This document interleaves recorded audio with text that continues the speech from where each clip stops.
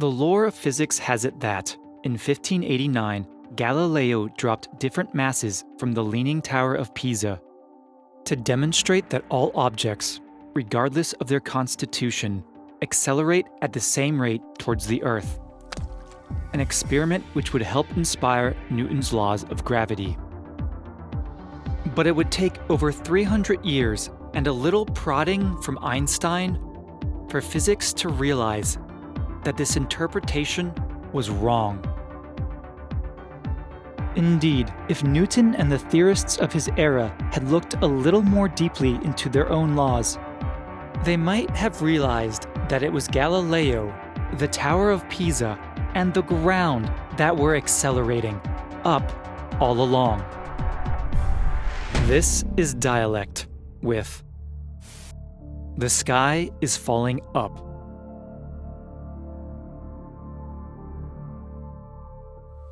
Ordinary intuition from our everyday experience tells us that things fall down. Apples, water, sometimes people. So naturally, when we attempt to describe the laws of nature at a place like the surface of the Earth, we try first and foremost to fit those laws to such intuitions. And indeed, this is exactly what Newton did in attributing the falling of everyday objects to the universal force of gravity.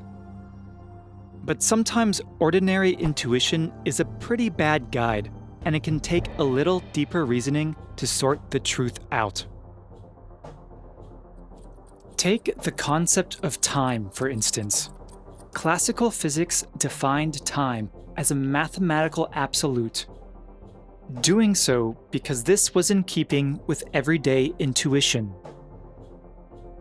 But some philosophers weren't happy with the assumption that all clocks everywhere must tick at the same rate, and they asked that an empirical, operative definition be instead given to the concept of time.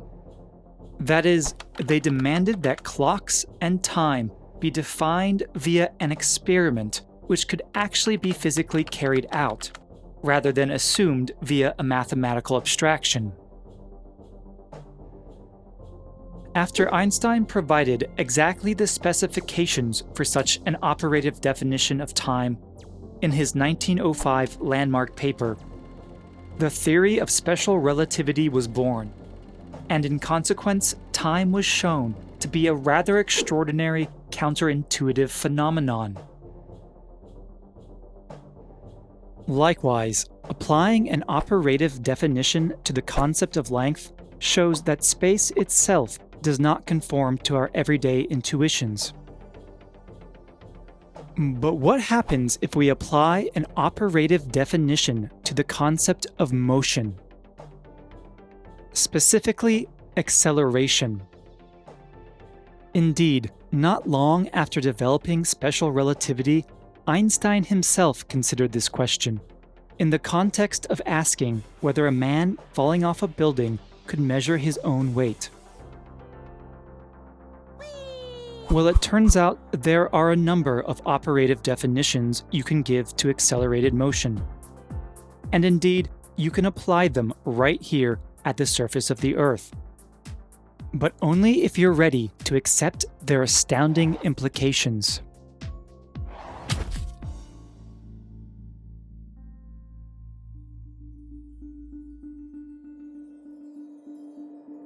As it is written in his Principia Naturalis, Newton's first law states that every body perseveres in its state of rest or of uniform motion in a right line, unless it is compelled to change that state by forces impressed thereupon. Now, in conjunction with Newton's second law, which relates force to acceleration, this implies an obvious way to detect true motion, by measuring whether a body deviates from rectilinear uniform motion. Let's apply this to an observer on a rocket ship who, say, is unaware of their state of motion. To try to determine it, they toss an object off of themselves. If this object floats away with uniform motion, then from Newton's first law, they can deduce that the frame of the rocket ship is inertial, i.e., that it's at rest or moving with constant velocity. This is like what you see with astronauts in zero-gravity environments when they're floating around looking all cool and whatnot. Now, if our observer tosses the object off themselves and it instead falls to the ground, then Newton's laws now imply that a force must be involved. One that either accelerated the object to the ground, or one that accelerated the ground to the object. If this observer is equipped with sufficient prior knowledge of their system, and knows that their object contains no internally acting forces, and isn't magnetically attracted to the floor or anything of that sort, meaning that it is a free body, they can rule out the possibility that the object was acted upon by a local force. That leaves a second possibility, that the object never accelerated at all, and rather it was the floor of the rocket ship that accelerated up to meet it. Note here that this would give rise to an apparent downward motion of the object, even though its true motion remained a uniform line. At least until it gets hit by the floor. Thus, the observer now has an operative definition for motion. That is, they have an experiment by which to define whether their frame is accelerating or not. This is the free body test. The observer might also have used an accelerometer in the form of something such as masses attached to a spring. Or they could have relied on haptic input from their nervous system, both of which are essentially more sophisticated reformulations of the free body test. Okay, now let's have our observer put such definitions into practice at the surface of the Earth. First, they take a loose object and toss it off themselves. What happens? Well, just like on the accelerating rocket ship, it falls to the ground. Next, they use an accelerometer, masses attached to a spring. They notice that the spring compresses, again, just like on the rocket ship. Next, they use their nervous system to feel their own weight. And they notice they feel just as heavy as being on a rocket ship accelerating at 9.8 meters per second squared through space.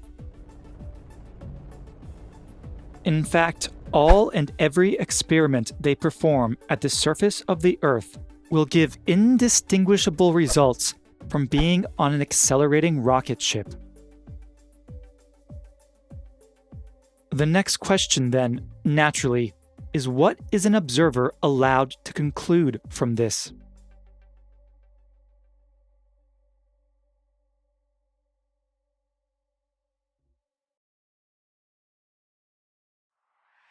Well, an objection that could be raised from the get-go is that the free body test can't be performed at the surface of the Earth because the body isn't free at all. Rather, it's being acted upon by the downward force of gravity. So, unlike when we were in the rocket ship, here we can't rule out the possibility that a force acted locally to accelerate our object to the ground. As to the other possibility, that the ground accelerated up, well, this doesn't seem to fit with our everyday intuition, nor with the larger picture of the Earth being round and all. So we, like Newton, probably feel pretty comfortable declaring at this point that the reason the apple falls to the Earth is in fact because of the force of gravity. Alas, there's something that throws a huge wrench into this idea. The same very something that Galileo demonstrated with his Tower of Pisa experiment all those centuries ago. It's the fact that gravity accelerates all objects equally, meaning there is no such thing as a body free from the gravitational force. Neutrally charged objects are free from the electromagnetic force. But no object can ever serve as the standard of our definition of a free body in a gravitational field. Thus, we have at once lost the very thing we set out to construct, a definition for true motion. Because now, our observer on the rocket ship has no way to distinguish whether it was the floor that accelerated towards their object, or whether they're simply in the presence of a gravitational field, which has rendered their free body not so free after all. Even worse, with no way to make such a distinction, motion seems to lose its meaning. An observer accelerating in a car, for instance, has equal right to say that they are motionless, because they can just claim there is a sideways directed gravitational field in their proximity, acting to accelerate every loose object towards the back of the vehicle. This fact is encapsulated by what's known as the Equivalence Principle, which, as Einstein put it, is the physical equivalence between a homogeneous gravitational field and an accelerated frame of reference. Now, over the decades, the Equivalence Principle has been interpreted by many as indicating that there is, in fact, no difference between true and apparent motion, that they are interchangeable via the addition or subtraction of a gravitational field. Such a view is purported, for instance, by Eugene Kurtoryansky in his twin paradox video. But this interpretation neglects an extremely important caveat to the equivalence principle, namely that it applies only locally, that is, over very small regions of space and short durations of time. This means it is not true that no experiment can distinguish between a uniform gravitational field and acceleration. Indeed, if we are willing to give our observer in the car a little more latitude in their measurement takings, there is an additional experiment they can perform to determine if their motion is real or apparent. That is, after a few seconds, they can take their foot off the accelerator. When they do this, they will notice that the gravitational field in their vicinity instantaneously vanishes.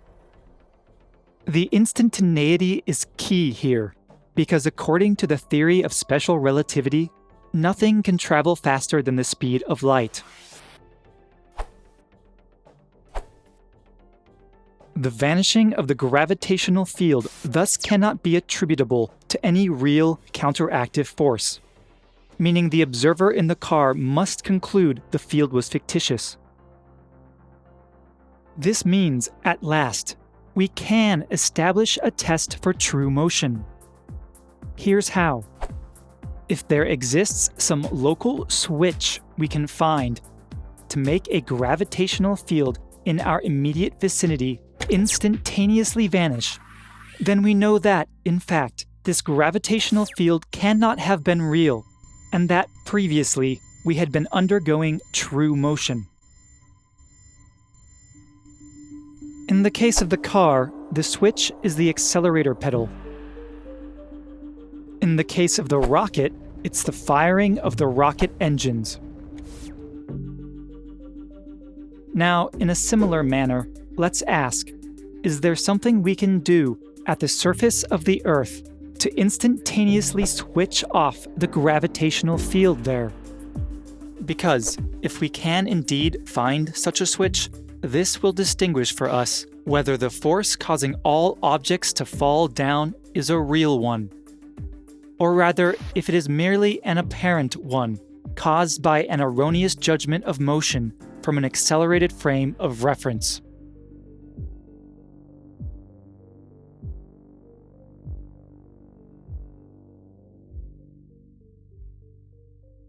It turns out there is such a switch.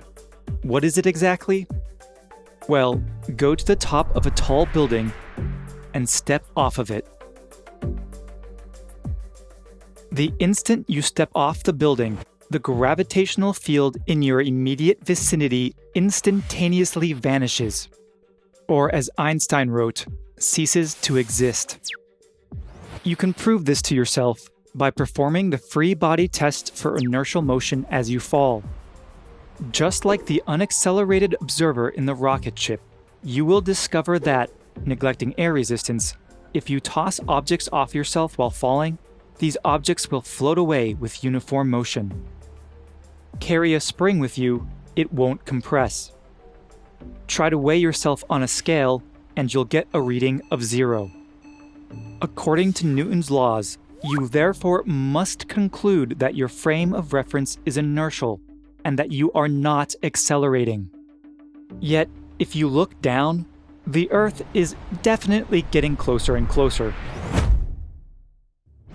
But if you aren't accelerating, this leaves one and only one logical possibility. It is the Earth that is accelerating towards you. Go to any spot in a gravitational field, and you can always find a way to make the field vanish in your immediate vicinity. Jump a few feet up in the air off the ground, and this action immediately causes a vanishing of the force field around you.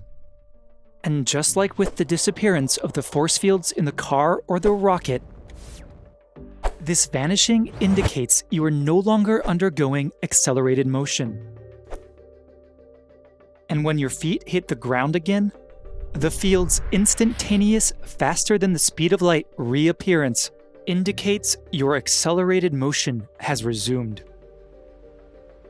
Indeed, anywhere you do observe a gravitational field, then, is simply a sign that your frame of reference is accelerating. This means that nowhere do gravitational fields actually exist, and that gravity, in its Newtonian conception, is entirely a fiction. At the surface of the Earth, then, nothing truly ever falls. Rather, the ground, the trees, the buildings, and the sky itself are continually accelerating upwards at 9.8 meters per second squared towards anything that might happen to be in their way. You may be inclined to scoff at all this. How can the Earth accelerate in every direction at once? If the ground falls up towards an apple in North America, then this means everything at the opposite end of the Earth must be falling into the sky. Well, there is one important fact left to mention, and it's that only uniform gravitational fields can be made to wholly vanish using the switch method. And though a gravitational field like what you see at the surface of the Earth is very nearly uniform, there is a slight decrease in the strength of the field as we go higher up, as well as a slight radially inwards rotation of the field direction as we move laterally outwards. So for our observer who steps off the building roof, what actually vanishes for them is the uniform component of this field. Now, for every point of the observed gravitational field, there's a vector corresponding to the strength and direction of the field there. The component which vanishes, then, is precisely the one corresponding to the vector at the center of the free-falling observer. To find what remains of the true gravitational force, then, we must subtract this vector everywhere from the field.